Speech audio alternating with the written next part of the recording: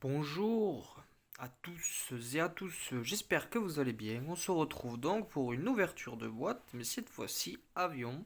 Donc c'est le B25 ON72 de chez Edouard en édition limitée, qui est la maquette de base, celle de Yasegawa qui était sortie il y a une quinzaine, voire quasi, ouais, une quinzaine d'années à peu près, qui était une très bonne base de travail déjà de base, puisque Yasegawa font d'excellentes maquettes depuis longtemps.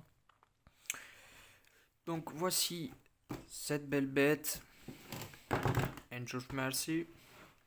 Donc là, les différentes livrets possibles dans la boîte. Là, pareil, il y en a d'autres qui sont assez sympas, honnêtement, ils sont assez sympas. Il y en a beaucoup qui sont sur, je crois que c'est la France par là, oui, effectivement, ouais, je crois qu'il y en a pas mal en Corse surtout. Des livrets corse, donc ça doit être la huitième ou non, la quinzième, je crois que c'est la quinzième qui était là-bas. À voir dans le. Donc, les petits masques, pardon. Le manuel d'instruction, donc j'ai quand même enlevé un peu le plastique parce que bon, sinon en vidéo c'est vrai que ça ferait un peu beaucoup trop de bruit. Donc on va commencer directement par la notice de montage. Donc c'est les instructions, bon, papier glacé, magnifique. Peut-être une partie historique aurait quand même été bien. Donc les différentes grappes qu'il y a avec la photo découpe, les roues en résine, donc ça c'est quand même super parce qu'ils sont vraiment magnifiques. Après ceux en plastique, ils sont quand même corrects, hein, mais il aurait fallu vraiment travailler dessus en faisant notamment du regravage pour avoir vraiment la texture qu'il faut quoi.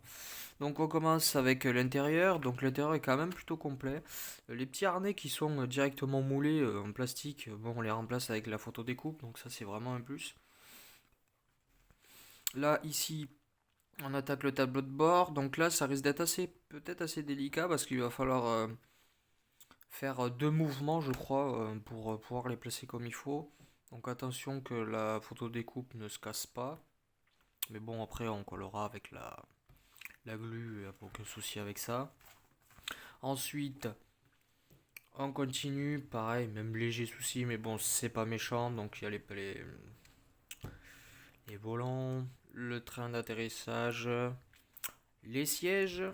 On continue encore avec le cockpit, donc la partie du bombardier, je crois. Pareil, la photo découpe apporte vraiment, vraiment un plus. Pareil ici aussi, la photo découpe, donc avec le viseur.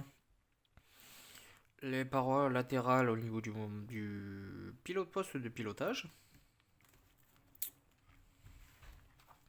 On continue, pareil, on attaque encore une partie. Donc ça, c'est vraiment...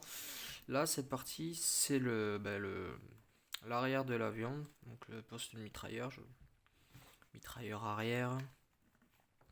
Une autre partie du train. Donc là, pareil, au niveau du suspension, c'est mieux fait. On a le tout qu'il faut, donc il y a tout qui est parfait. Avec ça, ça apporte ça. Par contre, ça apporte vraiment, vraiment un plus. J'ai une autre maquette qui est ON48, qui est une maquette qui doit avoir un peu plus de 20 ans. Où il va falloir que je change le moteur, le train d'atterrissage, la totalité de l'intérieur, qui va demander énormément de travail. Donc on continue avec le train principal. Il mériterait peut-être éventuellement le train principal, donc j'ai quand même allumé parce que des fois les nuages. Ouais, là c'est mieux. Le train principal, peut-être éventuellement des durites à rajouter. Je pense que ouais, ça devrait être à rajouter. Ensuite, le moteur. Donc, le moteur, déjà de base, il est quand même vraiment bien. Il n'y aura pas besoin de rajouter les fils. Bon, certes, certaines personnes préfèrent quand c'est rond. Bon, c'est plat, mais au moins ça mérite au moins d'être là au niveau des durites.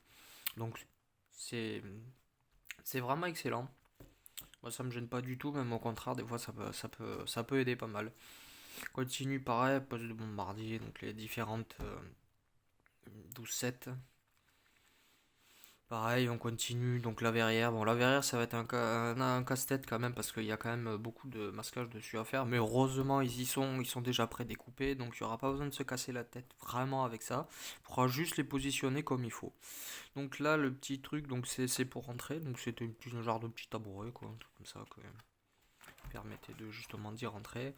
Pareil, les différentes pièces donc en photo découpe. Donc après, certains préfèrent le faire en plastique étiré. Pourquoi pas. Là aussi, on continue. Donc là, c'est différents masquages. Donc il y en a quand même pas mal. Donc ça va quand même demander quand même un peu de boulot.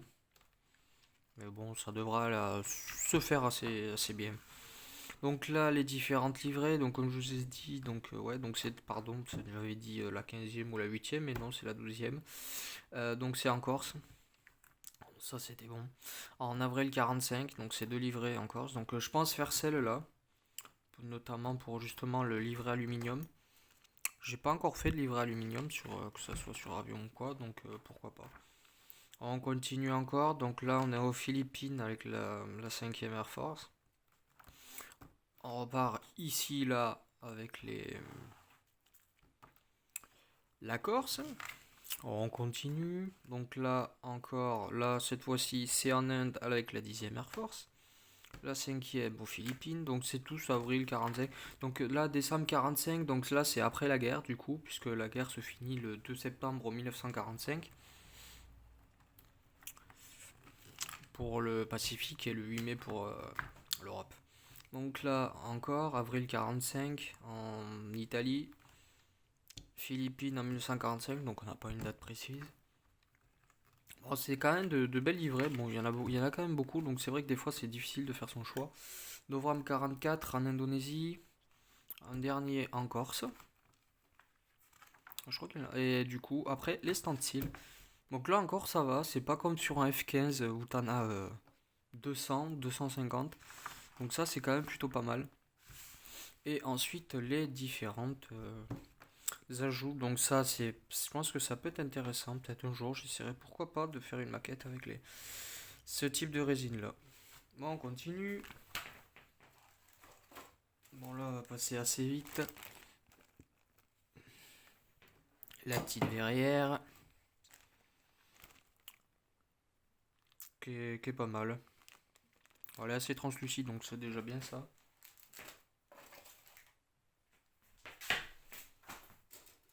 Ensuite, là. Donc comme je vous ai dit, effectivement les roues sont quand même assez bien, mais il faudra sûrement justement rajouter notamment la ligne qu'il y a. On va refaire, mais bon c'est pas méchant. Les moteurs qui sont plutôt pas mal. Je vais essayer de... Voilà. Encore un peu là. Voilà. Macro, voilà. Donc les moteurs, ils sont vraiment bien quand même. Ils sont bien faits. Bon, pas le délice, y a rien à dire. Donc les bombes. Les mitrailleuses, la doucette là.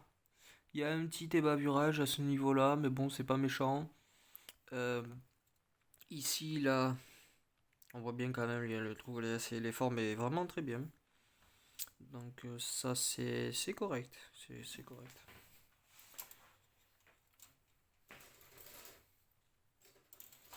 Donc là, la partie de la baie de bombe. Donc ça, c'est ce truc-là, ça là, c'est pour renforcer l'aile. Même si là encore, il n'y a pas tellement besoin sur des B17 ou B29. Là, effectivement, il y en a vraiment besoin. Mais là, non. Là, ça doit être une trappe. Ultra avant, peut-être. Donc là, les différents câblages qui sont quand même moulés directement. Bon, le problème qu'il y a, c'est que ça va... Il y a des plots là qu'il va falloir enlever. Donc ça va peut-être demander un travail supplémentaire. Si jamais je regarderai sur des documentations, pourquoi pas essayer d'en enlever quelques-unes ou de les refaire si jamais. Donc ça c'est la partie avant. Il faudra bien sûr détailler.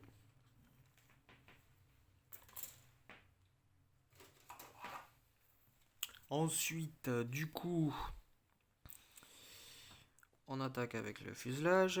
Alors, sur les dernières versions, du moins les plus récentes, Quoique je sais pas encore s'ils l'ont fait avec le B25. En général, maintenant, sur le beaucoup de maquettes, on met directement, en plus des lignes de structure en creux, les rivets.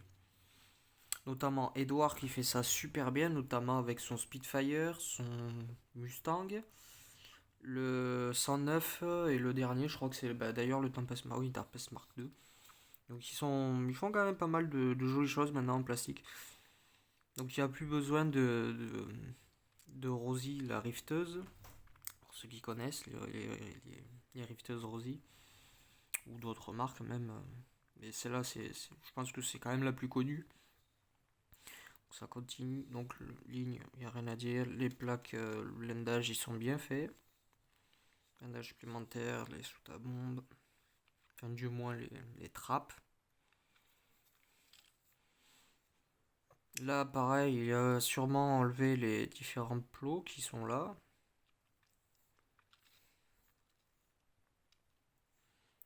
Là, c'est pour le rentrer derrière. Voilà. Là, pareil, encore enlevé. Bon, le train se verra pas trop, donc si c'est pas tellement trop détaillé, enfin ça se verra même pas du tout. Mais au cas où, peut-être qu'il y aura quand même quelques fils éventuellement rajoutés. Donc les ailes. Et là, il y a de légers rivets. Ouais. Alors pourquoi ils en ont pas mis sur la totalité? Ben je sais pas. Bon, ils sont pour Dieu 72, ils sont un peu trop marqués. Mais au moins ils ont le mérite d'être là. Et là aussi ils en ont mis, mais pas sur le. Ouais, c'est bizarre. C'est bizarre. On continue.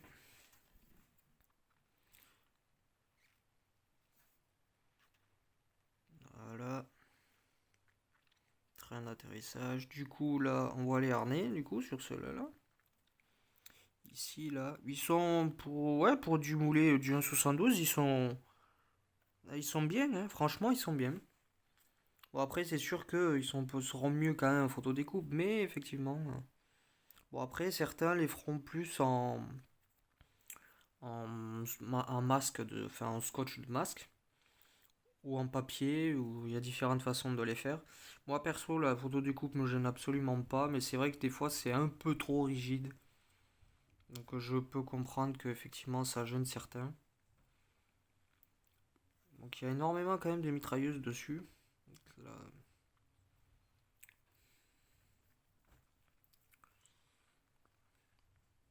bon, le tableau de bord, bon, c'est normal qu'il soit vide. Il y aura de la photo découpe dessus, donc, qui est pré-peinte. Euh, je pense. Bon, donc voilà, du coup, la photo découpe. Je pense que ça risque peut-être la photo découpe pré-peinte de disparaître. Parce que justement, il y a de plus en plus de, notamment Quinta Chose, je crois, un truc comme ça, de marques qui font justement des décalcomanies, tableau de bord en 3D. Et ça, je trouve que c'est vraiment une révolution. Parce que c'est limite plus facile, ça apporte plus de relief. Parce que c'est vrai que la photo découpe, beaucoup de gens trouvent que c'est beaucoup trop plat. Et ça peut vraiment apporter quelque chose supplémentaire. Donc je pense que honnêtement, la photo découpe comme cette-là, elle y sera toujours. Mais comme sûr pour les tableaux de bord, voire même justement les sangles et tout ça de siège, il se peut que ça disparaisse. Parce que la technologie après elle évolue. La résine pareil, donc voilà les pneus, donc je vais essayer de vous en montrer un. Pour les pneus pareil, c'est pas, enfin du moins pour la résine en général, je pense que maintenant ça va être plus retourné sur l'impression 3D. Parce que les imprimantes 3D peuvent faire des choses maintenant qui sont pareilles que sur ne serait-ce que la résine. Donc la résine là, elle est vraiment super. Elle est propre. On arrive à un niveau de détail, notamment avec surtout les imprimantes, qui se rapproche justement de la résine. Et les imprimantes, honnêtement, ça peut être bien. D'autant que le coût d'une bobine, c'est quasiment que dalle. Donc la pièce, elle vous revient vraiment pas cher. Bon, après, il faut savoir modéliser. modéliser, bon, ça se fait pas comme ça. Mais après, ça tout s'apprend. Donc, s'il y en a qui veulent des pièces ou quoi, prennent une imprimante 3D et justement, après, ils refont la pièce plutôt que justement d'acheter de la résine. Ça peut revenir éventuellement moins cher de faire la pièce comme ça que de l'acheter directement. Donc, ça, c'est un correcteur. Alors, je sais pas tellement. Je pense que c'est à ce niveau-là. La partie blanche qu'il y a ici, qui n'a pas l'air d'y être ici. Là, les décalcomanies. Non, les décalcomanies. Par contre, il y a beaucoup de gens qui se sont pas forcément plaints, mais que les décalcomanies, c'est vrai qu'ils avaient changé parce qu'ils avaient un léger film un peu épais. Je sais pas si là-dessus c'est encore pareil, mais c'est vrai que c'est assez délicat. Pour l'instant, j'en ai pas eu du tout, donc je pourrais pas vous dire. Par contre, peut-être qu'un jour, j'essaierai justement de faire des trucs sur les décalcomanies en imprimante 3D. Parce que je pense que pour ça, ça va être vraiment être l'avenir. Donc voilà, donc c'est terminé. Donc si ça vous a plu, n'hésitez pas à liker, à partager ainsi qu'à vous abonner. Je vous dis à plus pour de nouvelles aventures.